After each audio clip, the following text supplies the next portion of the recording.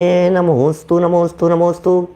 नमो अरिहंताणं, नमो सिद्धाणं, नमो आयर्याणं, नमो वज्रायाणं, नमो लोये संवसाहुणं।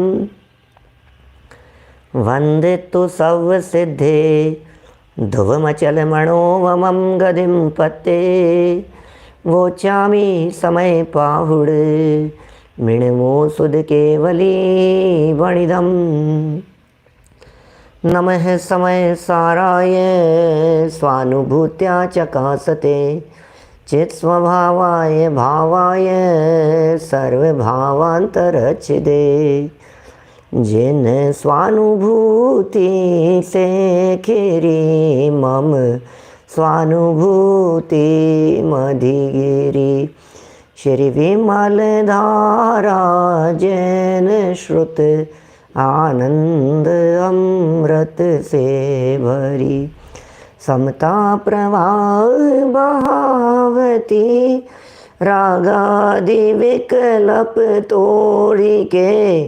माँ सरस्वती प्रतिभाव वंदन दृष्टि निज में जोड़ी के। दृष्टि निज में जोड़ी के। ग्रंथराज समय सार जी यहाँ विराजमान है। श्रीमद् भगवत कुंद कुंदाचार्य देव प्रणीत यह अनुपम रचना है। भव्य जीवों का भाग्य जागृत होता है तो सच में ये कुछ अनुपम कार्य हुआ करते हैं। भव्य जीवों का सद्भाग्य जागृत हुआ और इस ग्रंथ समय सार की रचना हो गई। इस ग्रंथ समय सार में जो प्रकरण अपना चल रहा है वो पुण्य पाप अधिकार का प्रकरण। एक प्रकार से कुंद कुंदाचार्य देव की दृष्टि से ये गाथाएं संपन्न हो चुकी। अब अमृत चंद्राचार्य देव द्वारा कुछ कलश यहाँ लिखे गए हैं। 4 कलश हैं और चारों ही कलश एक से एक बढ़कर हैं। अद्भुत कलश हैं। अद्भुत स्टाइल में कुंद कुंदाचार्य देव ने ये सब बातें लिखी है। यहाँ देखिए पेज नंबर 258 258 नंबर पेज पर यहाँ कलश दिया है 109 नंबर का। और 109 नंबर का कलश आप सुनेंगे तो कलश सुनकर के ही आप भाव विभोर हो जाएंगे। ऐसा अनुपम कलश है। और फिर कलश का पद्यानुवाद बड़ा सुंदर, उसका अनुवाद बड़ा सुंदर। शब्द ही आपने देखा होगा, ये ज्ञान दौड़ा आएगा, ये ज्ञान दौड़ा चला आएगा। ये शब्द कैसे अद्भुत लगते हैं अपने को सुनने पर। बस वही बातें यहाँ कह रहे हैं। देखिए 109 नंबर का कलश यहाँ से प्रारंभ कर रहा हूँ। सन्न्यस्तव्यमिदं समस्तमपि तत् कर्मैव मोक्षार्थिना। सन्न्यस्ते सति तत्र का किल कथा पुण्यस्य पापस्य वा। सम्यक्त्वादि निज स्वभाव भवनान् मोक्षस्य हेतुर्भवन्। नैष्कर्म्य प्रतिबद्ध मोदत रसम ज्ञानम स्वयं धावती। शब्द समझ में आ रहे हैं? ज्ञानम स्वयं धावती, ज्ञान स्वयं दौड़ता है। तो क्या कह रहे हैं?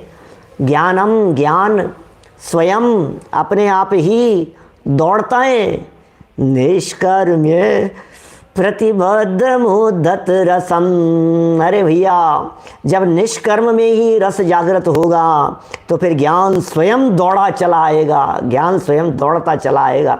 कितनी सुंदर शब्दावली और कितनी सुंदर भाषा का यहाँ कर रहे हैं प्रयोग। मैं इसका पद्यानुवाद इतना सुंदर है, मुझे तो लगता है ये भी वही वैसा ही है जैसे पीछे 32-34 नंबर के कलश कहे थे ना आपको।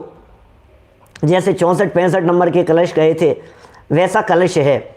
याद कीजिए इस कलश को।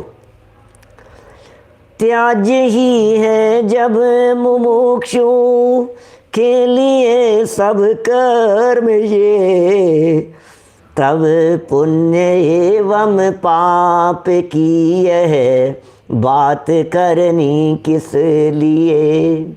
लबालब जैसा है ये भी।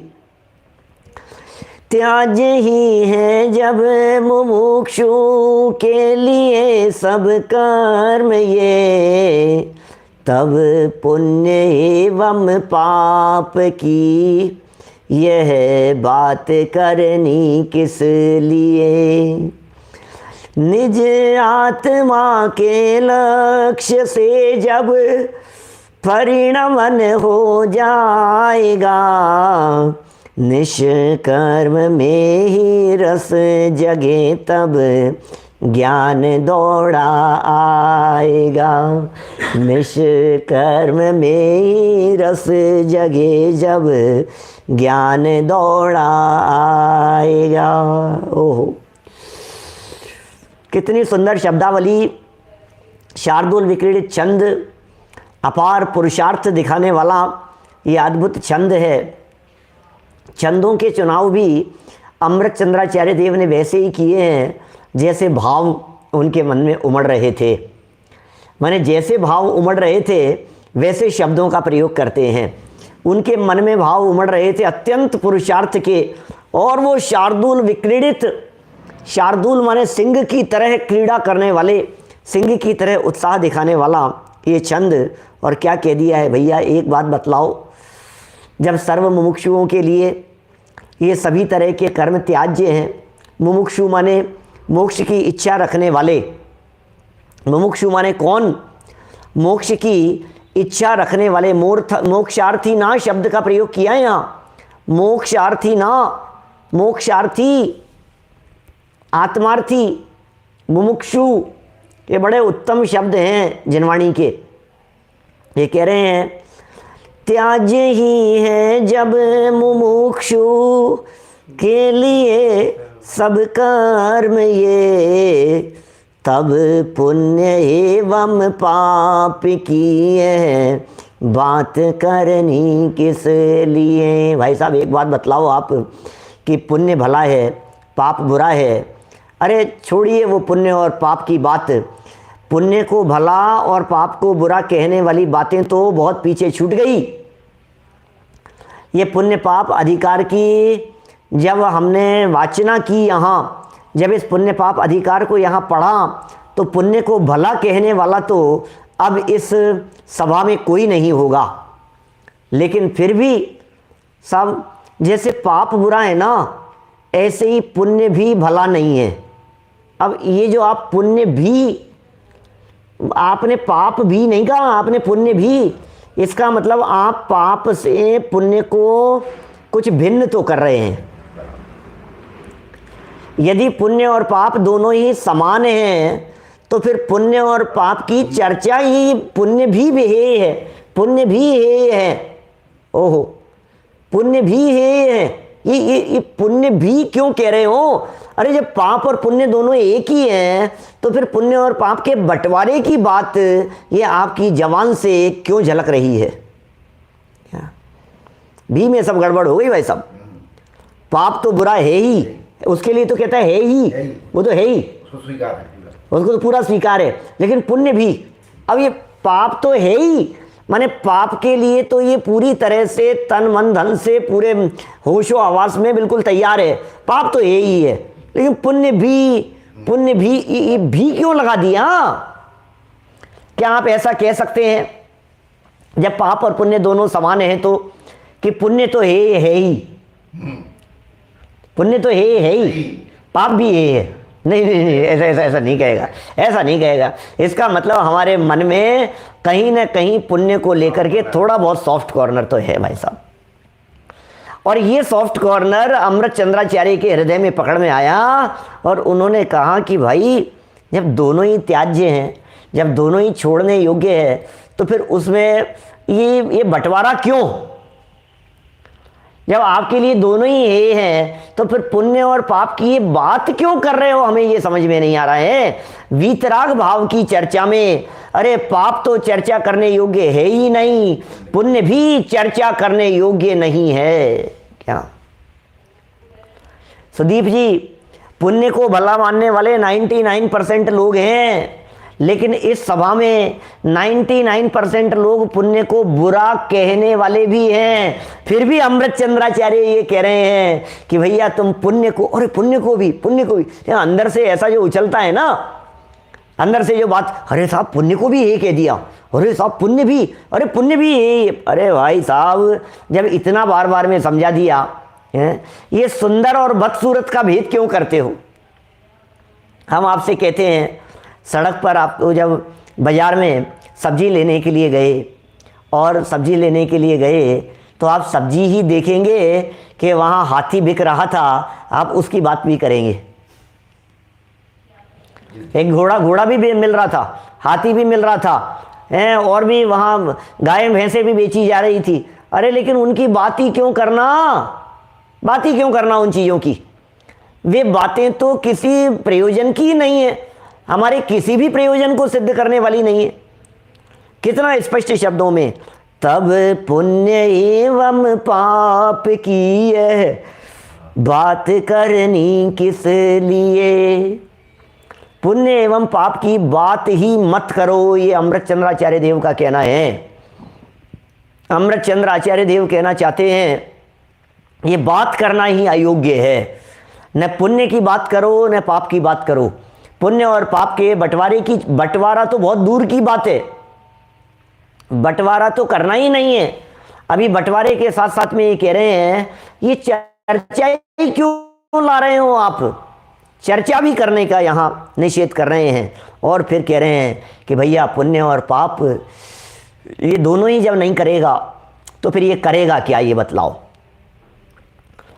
दौलत राम जी ने छेड़ाला के अंदर भी लिखा, जिन पुण्य पाप नहीं कीना, आत्म अनुभव चित दीना, तिन ही विद्यावत रोके, संवर लहि सुख अवलोके। जिन पुण्य पाप नहीं, पुण्य और पाप दोनों ही जिन्होंने नहीं किया, और आत्मा के अनुभव में जब पुण्य और पाप नहीं किया तो किया क्या? बोले अनुभव में चित्त दिया। पाप और पुण्य दोनों में जिनका चित्त नहीं था, ओहो, पाप और पुण्य से परे जिनका उपयोग दौड़ रहा था, पाप और पुण्य से परे जिनका उपयोग जा रहा था, कि कहाँ जा रहा था कि पाप और पुण्य से उत्कृष्ट चीज को जिसने देख लिया, अब हीन चीज को कौन अनुभव करेगा, कौन उसका विकल्प करेगा? भक्तामर स्तोत्र में एक बड़ा सुंदर श्लोक आता है, 2 लाइनें नीचे जो दृष्टांत की दी है वे यहाँ घटित होती है। वे कहते हैं, पीत्वा पयः शशिकर द्युति दुग्ध सिंधु, क्षारम जलम जल निधे रसितुम कैच्छेत। अरे भैया, जिस व्यक्ति को वो अमृत मिल गया हो, जिस व्यक्ति को उस अमृत का स्वाद मिल गया हो, जिसके पास में वो अमृत का स्वरूप, वो समुद्र सामने बैठा हुआ हो, मौजूद हो, उस व्यक्ति से कहो कि भाई खारे पानी का जल पीना है क्या? कौन इच्छा करेगा, कौन चाहेगा? ये जो पुण्य का परिणाम है, ये पुण्य का परिणाम खारे पानी के जल के समान है। मेहता जी साहब, खारे पानी के जल के समान है ये पुण्य। और जो विशुद्ध परिणाम है, अरे वो तो साक्षात अमृत है भैया। जिसने एक बार अतीन्द्रिय आनंद रस को चख लिया हो, उसे जगत में फिर कहीं भी विषय वासनाएं, अरे विषय वासनाएं तो छोड़िए, ये जिनेंद्र देव के दर्शन पूजन भक्ति और स्वाध्याय आदि के परिणाम भी, ये भी उन्हें उसी प्रकार लगते हैं। ओहो, बिल्कुल ऐसा ही है कि भैया जिन्हें जिनेंद्र मिल गए हो, उन्हें नरेंद्र से क्या लेना देना। नरेंद्र बाकलीवाल जी साहब, आपकी नहीं कह रहे क्या? ये तो कह रहे हैं जिन्हें जिनेंद्र देव मिल गए हो, जिन्हें साक्षात जिनेंद्र देव परमात्मा मिल गए हो, ओहो, अब उन्हें क्या प्रयोजन हो सकता है? जगत के इन क्रियाकलापों से कुछ भी प्रयोजन नहीं है। निज आत्मा के लक्ष्य से जब परिणमन हो जाएगा, निज आत्मा के लक्ष्य से जब परिणमन हो जाएगा। जब पुण्य और पाप की आप बात नहीं करेंगे तो आपका परिणमन अपने आत्मा के लक्ष्य से हो जाएगा। और जब आत्मा के लक्ष्य से परिणमन होगा तो जो बात पीछे कही गई थी निष्कर्म अवस्था की, उस निष्कर्म अवस्था के संदर्भ में कहना चाहते हैं, निष्कर्म में ही रस जगे तब ज्ञान दौड़ाएगा। निष्कर्म में ही रस जगे तब ज्ञान दौड़ाएगा। ये ज्ञान कैसे दौड़ता हुआ चला आएगा? सोचिए जरा, ये ज्ञान में ज्ञान, ज्ञान में ज्ञान को ज्ञान जाना जभी, ज्ञान में ज्ञान को ज्ञान जाने तभी, ज्ञान का रस स्वयं ही प्रकट थाएगा। ज्ञान में ज्ञान को ज्ञान जाना नहीं, आज तक ज्ञान ने नहीं जाना, ज्ञान को नहीं जाना, ज्ञान रूप नहीं जाना, ज्ञान ने ज्ञान को ज्ञान जाना नहीं। ओह, क्या कह रहे हैं, कितना सुंदर कलश है? निष्कर्म में ही रस जगे तब ज्ञान जागृत हो। ये ज्ञान के जागृतपन की निशानी है। अध्यात्म प्रकाश जी साहब विदिशा वाले ये कह रहे हैं, ये ज्ञान जागृत हो गया है, इस बात की पहचान क्या है? ये ज्ञान प्रकट हो गया है, इस बात की क्या पहचान है? महेंद्र मालू जी साहब, निष्कर्म का अर्थ यह है सर्व प्रकार के कर्म, पर पदार्थों संबंधी, पर को जानने देखने संबंधी, शुभ विकल्पों संबंधी जो कर्म थे वे सब कर्म नष्ट हो गए हैं जहां, उसका नाम है निष्कर्म अवस्था। निष्कर्म अवस्था क्या है? कर्म माने शुभाशुभ सभी तरह के कर्म, अशुभ कर्म, शुभ कर्म। कर्म का अर्थ क्रियाएं, और क्रियाओं से ऊपर उठ करके परिणाम, ये दोनों ही तरह के कर्म की बात कर रहे हैं। द्रव्य कर्म तो है ही, भाव कर्म और विकल्प रूप कर्म का भी यहां निषेध कर रहे हैं। सब प्रकार से जब परिणाम रुकता है तब कहते हैं ज्ञान दौड़ा चला आएगा। अरे ज्ञान दौड़ा चला आएगा, ये कहते हैं ना, थोड़ा ध्यान लगा, थोड़ा ध्यान लगा कि चेतन भव सागर तिर जाएगा। थोड़ा ध्यान लगा, ऐसे ज्ञान दौड़ा चला आएगा, ऐसा कहते हैं यहाँ। देखिए वापस एक बार इस कलश का वाचन करते हुए हम आगे की तरफ बढ़ेंगे। त्याज ही है जब मुमुक्षु के लिए सब कर्म ये। अरे साहब, ये तो मुमुक्षुओं के लिए त्याज्य है। जो लोग मुमुक्षु नहीं है उनके लिए तो नहीं है ना ये बातें। मैं कभी कभी कह देता हूँ सभा में, जब लोग है ना इस तरह की बातें करते हैं ना कि साहब ये तो मुमुक्षु हैं, ये तो मुमुक्षु हैं। मैंने कहा भाई साहब, ये आप जो त्यागी दिख रहे हो, व्रती दिख रहे हो, संयमी दिख रहे हो, क्या आपको मोक्ष प्राप्त करने की तमन्ना नहीं है? क्या आपको मोक्ष प्राप्त करने की इच्छा नहीं है? ये क्यों नहीं है? मोक्ष जाने की इच्छा तो है। अरे जिनके हृदय में मोक्ष जाने की सच में इच्छा होती है वे ही तो मुमुक्षु कहलाते हैं। मुमुक्षु माने मोक्ष की इच्छा रखने वाले, उन्हें मुमुक्षु कहते हैं। क्या? जिन्हें मोक्ष के प्रति अंदर में उत्कंठा है, मोक्ष जाने की उत्कृष्ट भावना है, वो ही मुमुक्षु कहलाते हैं। इसलिए भैया हमें तो लोग मुमुक्षु कहते ही हैं। अरे जो हमें मुमुक्षु कह रहे हैं वो स्वयं भी मुमुक्षु हैं। जब तक ये जीव मुमुक्षु नहीं होगा तब तक इसके जीवन में मोक्ष का मार्ग शुरू नहीं होगा। क्या? हमें तो हर व्यक्ति मुमुक्षु दिखाई देता है, हमें तो हर आत्मार्थी मुमुक्षु दिखाई देता है, हमें तो हर संयमी, हर त्यागी, हर व्रती, हर मुनिराज, हर व्यक्ति हमें मुमुक्षु दिखाई देता है। जैन कुल में पैदा होकर के जिसकी मोक्ष जाने की भावना दिखाई देती है वो सब मुमुक्षु हैं। त्याज ही है जब मुमुक्षु के लिए सब कर्म ये। आलोक जी पंडित जी साहब क्या कह रहे हैं? सारे मुमुक्षुओं के लिए, सभी मुमुक्षुओं के लिए, इसका मतलब सब आत्मार्थियों के लिए, जब ये कर्म मात्र त्याज्य है, कौन सा कर्म रखने योग्य है भाई अभिषेक शास्त्री? कौन सा कर्म रखें भाई साहब, ये बतलाओ, कौन से कर्म को रखें? पाप कर्म तो रखने लायक है ही नहीं। पुण्य कर्म रखें?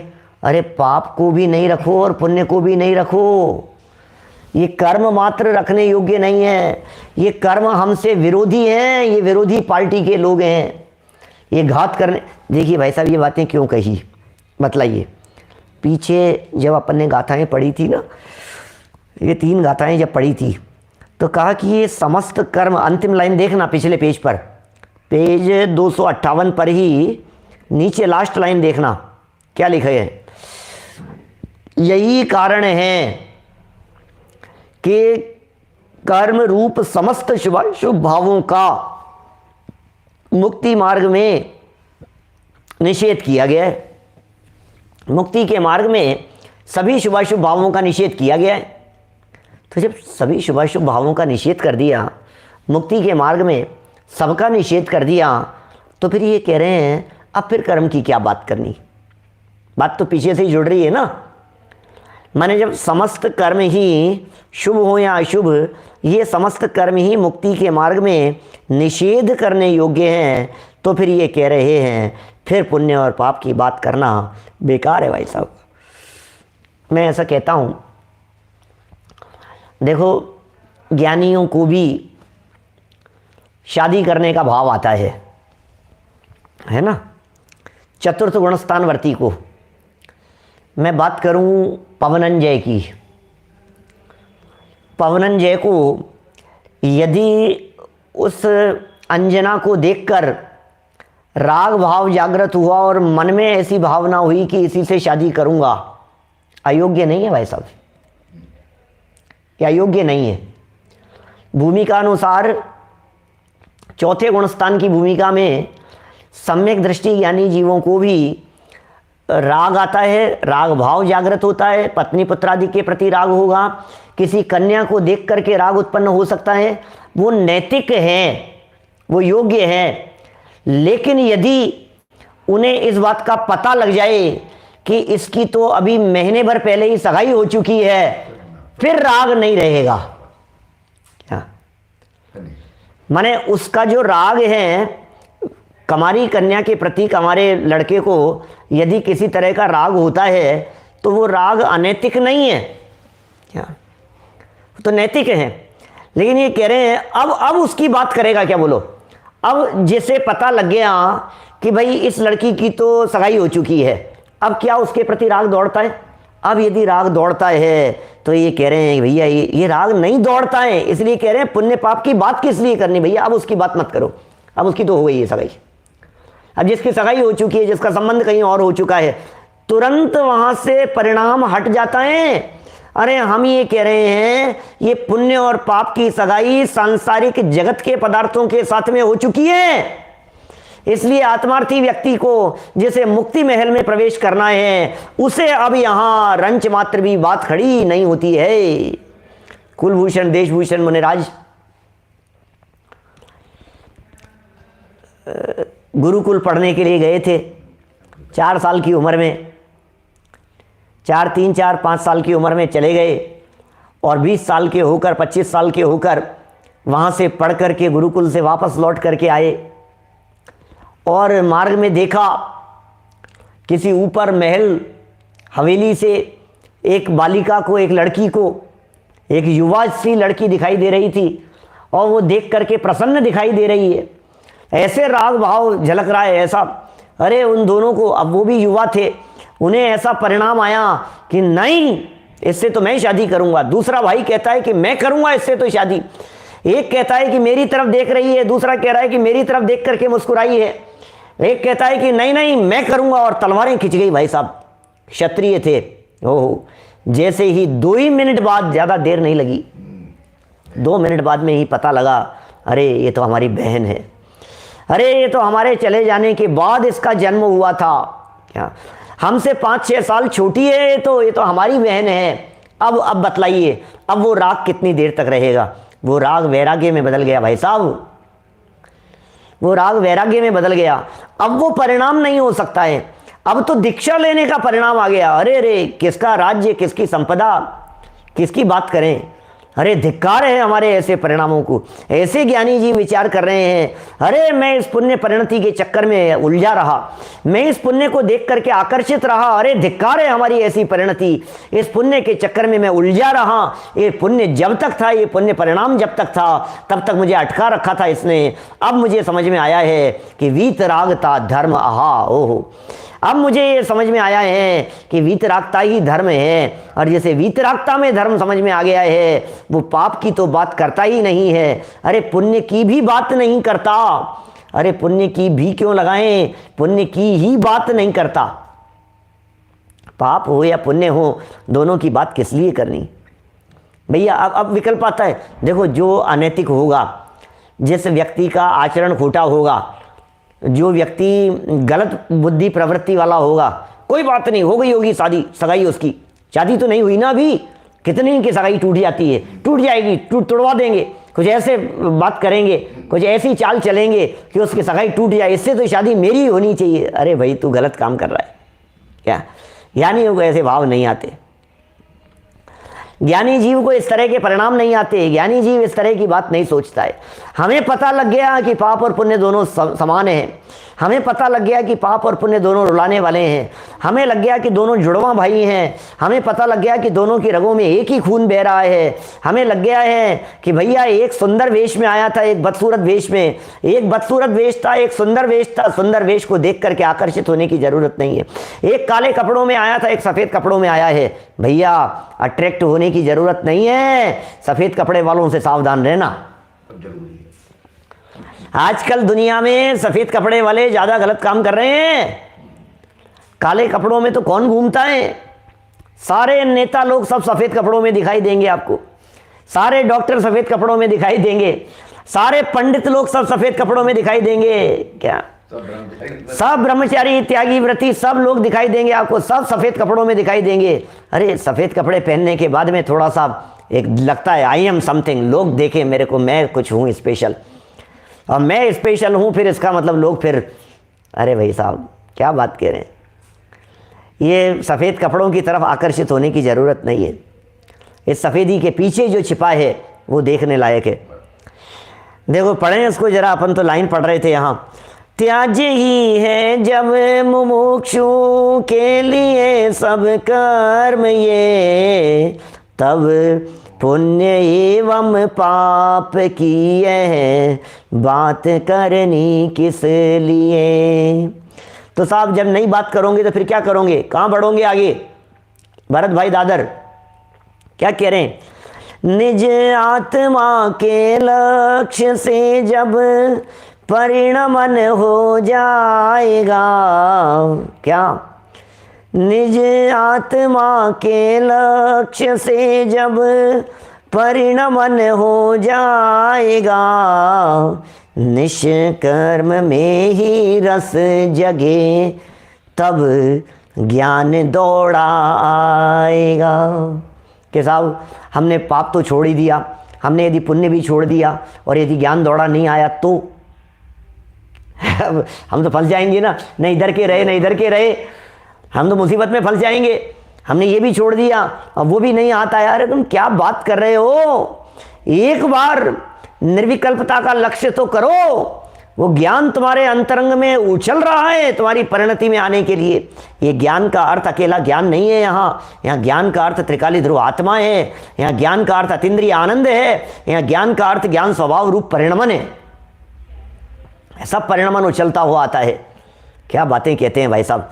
देखिए, निष्कर्म में ही रस जगे तब ज्ञान दौड़ा आएगा।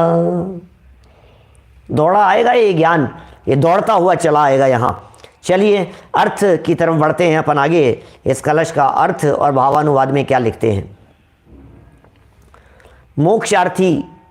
मोक्षार्थियों के लिए समस्त ही कर्म त्याग करने योग्य हैं, सारे कर्म छोड़ देने योग्य हैं। जब यह सुनिश्चित है तब फिर पुण्य और पाप कर्मों की चर्चा ही क्या करना। सुनिश्चित कर लिया है क्या आपने नक्की तो किया कि नहीं कि हाँ साहब हमने निर्णय कर लिया है। हमने जिसको निर्णय होता है, एक बार जैसे निर्णय होता है पुण्य पाप की समानता का, फिर वो इन कर्मों की चर्चा नहीं करता। फिर उसे, अरे मैं ये कह रहा हूँ कि आलू आप नहीं खाते, आलू के भाव बढ़ रहे हैं कि घट रहे हैं, आपको क्या मतलब है भाई साहब? आप करेंगे उसकी बात? आपको क्या चर्चा है कि अरे आलू तो छोड़ो, प्याज देखो क्या हो गया, वो देखो क्या हो गया। अरे हमें क्या मतलब है कि नहीं आलू तो बहुत सस्ते हो गए हैं, वो जो गाजर मूली है ना वो थोड़ी सी महंगी हो गई है। अरे हमारे लिए तो गाजर मूली हो चाहे आलू एक ही बात है, हमें क्या लेना देना। सब्जी मंडी में जाकर यदि आलू नहीं मिल रहे हैं और त्राही त्राही मची है इस दुनिया में कि आलू नहीं मिल रहे हैं, आलू नहीं मिल रहे हैं बहुत चारों तरफ, मैं आपसे कहता हूँ आपको कितनी टेंशन होगी, माथे पर कितना विकल्प खड़ा होगा। आलू के दाम मुझे पता नहीं है, जन्म से ही कभी नहीं अपन ने भाव उनसे क्या लेना देना अपने को। तो बोले आलू के भाव मान लीजिए 10 रुपये किलो आता है और 200 रुपये किलो हो गया, 2000 रुपये किलो पहुँच गया आलू का भाव। भैया प्रतीक भाई सेमारी, कितना विकल्प आएगा बतलाना जरा। अब कितना विकल्प है? हमारे को कोई मतलब ही नहीं, हमारे को जिस चीज़ में इंटरेस्ट ही नहीं है। अरे जिस जगह पर हम खड़े ही नहीं हैं, जहाँ हमारा लेना देना ही नहीं है, वहाँ उसका कोई विकल्प खड़ा नहीं होता है। जब यह सुनिश्चित है तब फिर पुण्य और पाप कर्मों की चर्चा ही क्या करना, क्योंकि सभी कर्म त्याज्य होने से, जब सब त्याज्य हैं, जब सारे ही कर्म छोड़ देने योग्य हैं, सभी कर्म त्याज्य होने से पुण्य भला और पाप बुरा, ये बात ही कहाँ रह जाती है। ओहो, क्या कह रहे हैं? ये कह रहे हैं पुण्य भला और पाप बुरा, ये बात कहाँ रह जाती है। पुण्य के भलेपन की बात कहाँ से आ गई?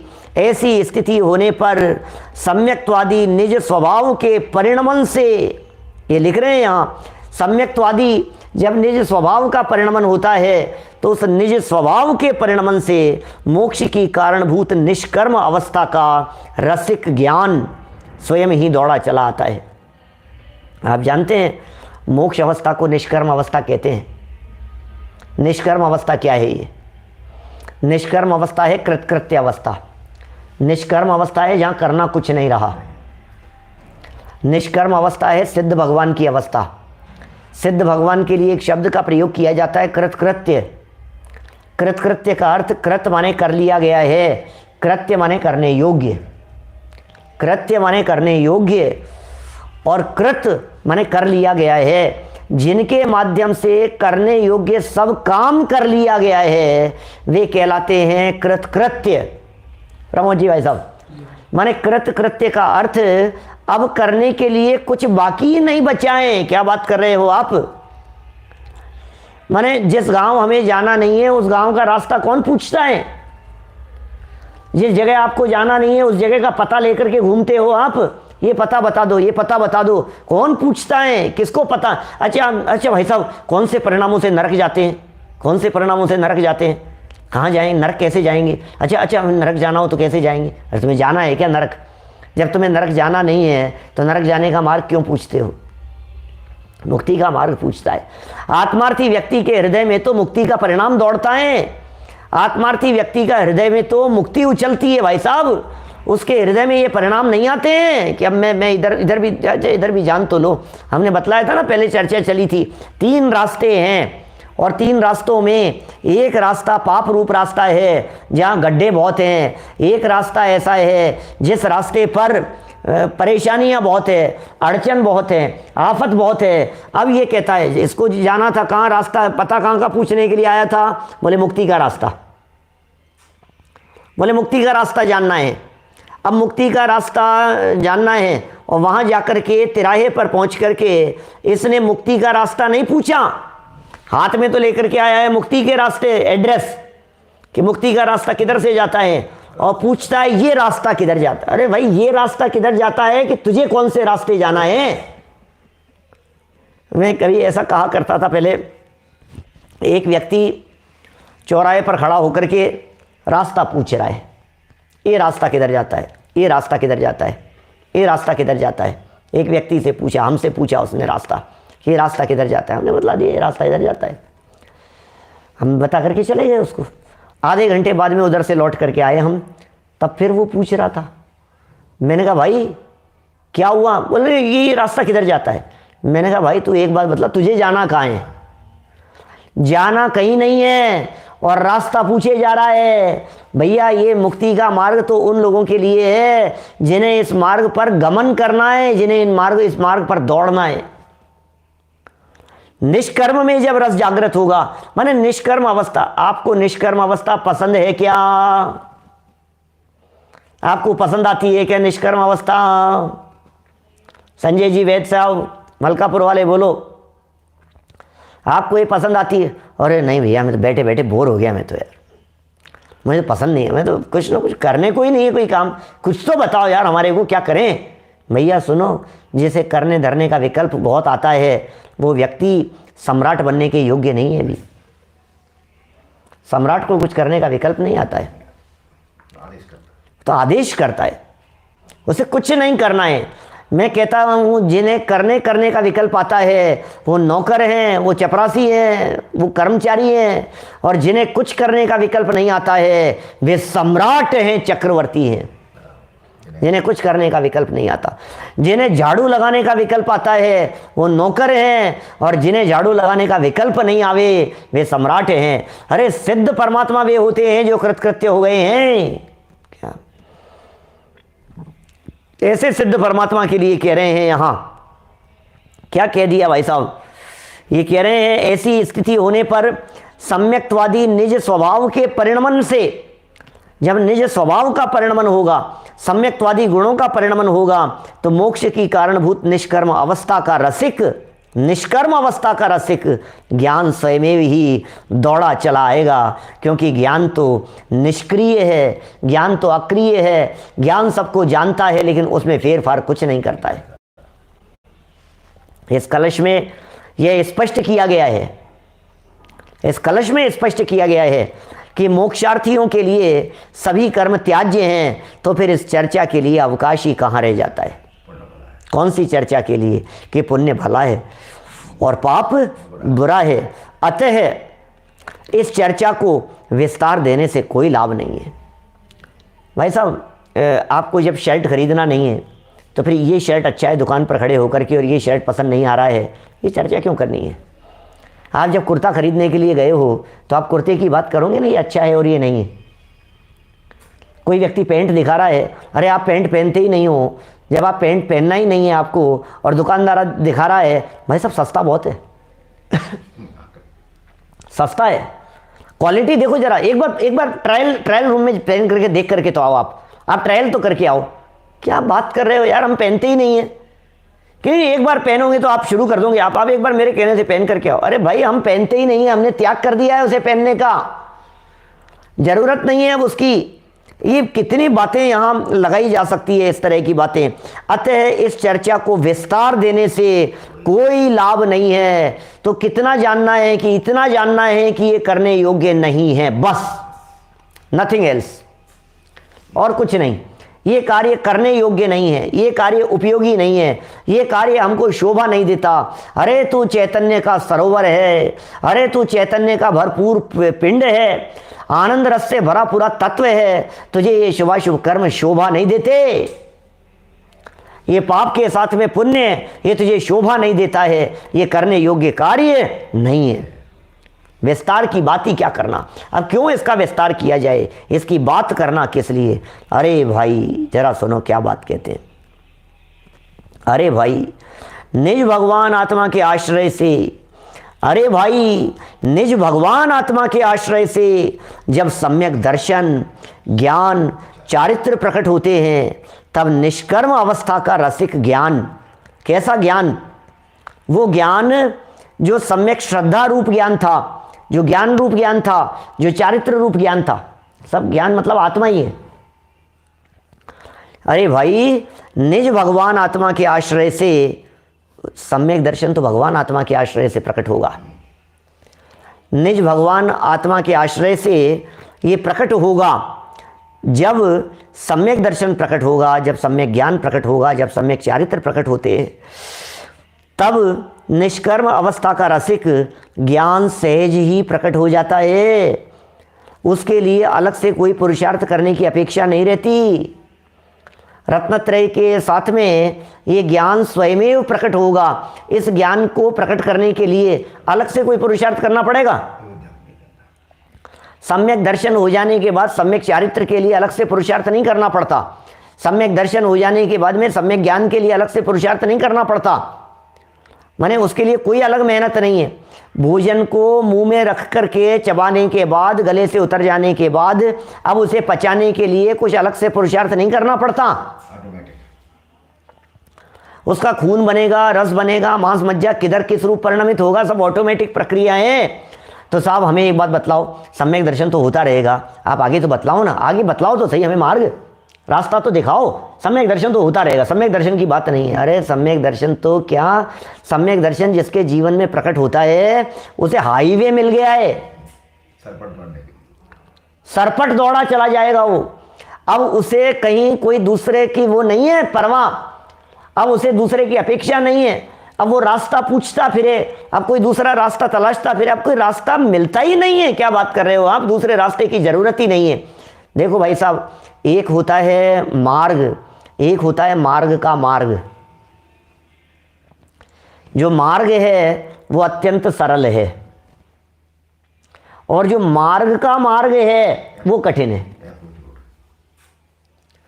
जो हाईवे है ना वो तो असली मार्ग है, वो तो बहुत सरल है। हाईवे पकड़ लेने के बाद में क्या है, एक बार आपने हाईवे पकड़ लिया फिर तो सीधा निश्चिंत है, फिर तो बस कहीं किसी जगह पर कहीं कोई मोड़ आएगा तो आ जाएगा, नहीं तो बस सीधा पहुंचोगे, आप गंतव्य पे पहुंच जाओगे।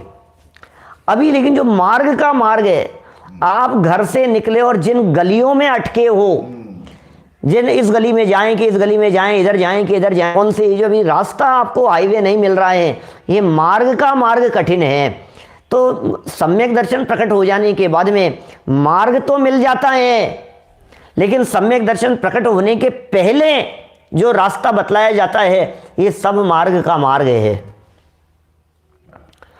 जिनवर की वाणी से सबने ये जाना, सबसे सरल है निज पद पाना।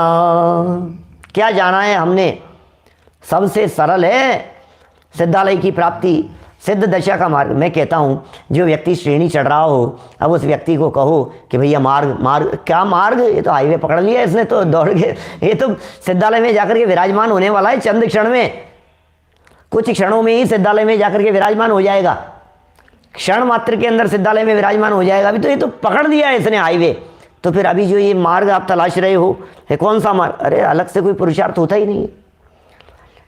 जो पुरुषार्थ सम्यक दर्शन की प्राप्ति के लिए किया, जो पुरुषार्थ पहले से चौथे गुणस्थान की प्राप्ति के लिए किया, जिस आत्मा का अनुभव आपने अभी किया है, जिस आत्मा का अनुभव करना आ गया है, जिस आत्मा के अनुभव में लीन हो गए हों, अब कोई व्यक्ति ये कहे कि नहीं अब आगे, बोले आगे तो उसी का रिपीटेशन करना है, अब तो सिर्फ रिपीट करना है और कुछ नहीं करना है। फैक्ट्री लगाने में जितना पुरुषार्थ चलता है, अभी एक फैक्ट्री लग जाने के बाद वैसा ही प्रोडक्शन बढ़ाना हो तो अब टाइम नहीं लगता है क्या? अभी तो जो, क्योंकि पूरी तैयारी हमारे पास में, पूरी गाइडेंस हमारे पास में है, हर चीज़ हमें पता है, कहाँ से मशीन खरीदी जाती है, कहाँ से लेबर आएगी, कहाँ से क्या होगा, कहाँ से रॉ मटेरियल आएगा, किस तरह से बनाया जाएगा। अब तो बस अब तो क्या करना है, अब तो संख्या बढ़ानी है, अब तो लेबर बढ़ानी है, अब तो मशीनें बढ़ानी है, अब तो सब आ गया है हमारे पास में। अब तो हमारे को कला आ गई है कि वो कला कैसे हासिल होती है। अनुभव जिसने एक बार कर लिया, अब उस व्यक्ति ने अनुभव करने की कला सीख ली है। सेटअप जमा दिया ना, अब क्या करना है भाई साहब? मान लीजिए एक चद्दर बनाई किसी व्यक्ति ने, चद्दर बना रहा है, और वो चद्दर बना रहा है और दिन में 10 चद्दरें निकलती है, 100 चद्दर निकलती है मान लीजिए दिन भर में प्रोडक्शन। अब यदि कहीं डिमांड ज़्यादा आ गई तो क्या करना है उसको? वही मशीनें लगानी है, अप्रोच बढ़ानी है, 100 की जगह ज़्यादा प्रोडक्शन करेगा, लेबर ज़्यादा बढ़ानी है, उसको क्या मेहनत क्या करनी है, उसके लिए लेबर ज़्यादा बढ़ानी है, टाइम ज़्यादा बढ़ाना है, काम ज़्यादा हो जाएगा। ऐसे ही चौथे गुणस्थान वर्ती के आत्म स्वभाव के प्रति जो झुकाव था, आत्म स्वभाव में जो लीनता थी वो कम थी। 5वें गुणस्थान वाले के बोले लीनता ज़्यादा है, 6ठे 7वें वाले के बोले लीनता और ज़्यादा है, बोले श्रेणी चढ़ने वाले के और ज़्यादा है, और ज़्यादा और ज़्यादा और ज़्यादा, बोले पूरी तरह से आत्मा में लग गया है, इतना सा काम होता है और क्या है। तो कितना सुंदर कह दिया है यहाँ, निष्कर्म अवस्था का रसिक ज्ञान सहज ही प्रकट हो जाता है, उसके लिए अलग से कोई पुरुषार्थ करने की अपेक्षा नहीं है, अलग से कुछ नहीं करना है। जो काम आपने कर लिया है उसके अलावा कुछ भी नहीं करना है। जो व्यक्ति गाड़ी लेकर के निकला है, चल रहा है, अब उसको 2 किलोमीटर ज़्यादा है कि 2 किलोमीटर कम, उसे क्या फ़र्क पड़ना है। अब तो गाड़ी चल रही है और बैठे हैं और क्या है, यही काम करने योग्य है। तो इस तरह उक्त कथनों से यह सुनिश्चित ही है कि एक प्रकार से पुण्य भी पाप ही है, मुक्ति के मार्ग में पाप के समान ही हेय है, त्याज्य है, पाप के समान ही छोड़ने योग्य है, त्याज्य है, और उसे मुक्ति का कारण मानना अज्ञान है और मिथ्यात्व है। तो इस तरह इस कलश में ये सरल शब्दों में बात कही गई। एक बार कलश बोल करके बात को यहीं विराम देंगे हम। त्याज ही है जब मुमुक्षु के लिए सब कर्म ये, तब पुण्य एवं पाप की है बात करनी किस लिए। निज आत्मा के लक्ष्य से जब परिणमन हो जाएगा, निष्कर्म में ही रस जगे तब ज्ञान दौड़ा आएगा, तब ज्ञान दौड़ा आएगा। शेष चर्चा कल आगे बढ़ाएंगे। बड़े सुंदर सुंदर कलश हैं, आगे की चर्चा को आगे देखेंगे। अभी जिनवाणी स्तुति। निज निधि निज में बताई, यह अनंत उपकार है, उसके लिए जिन वाणी माँ को वंदना शत बार है, वंदना शत बार है। नमो अरिहंताणम, नमो सिद्धाणम, नमो अय्यरियाणम, नमो वज्रायाणम, नमो रूहि सर्वसावणम, नमो अरिहंताणम।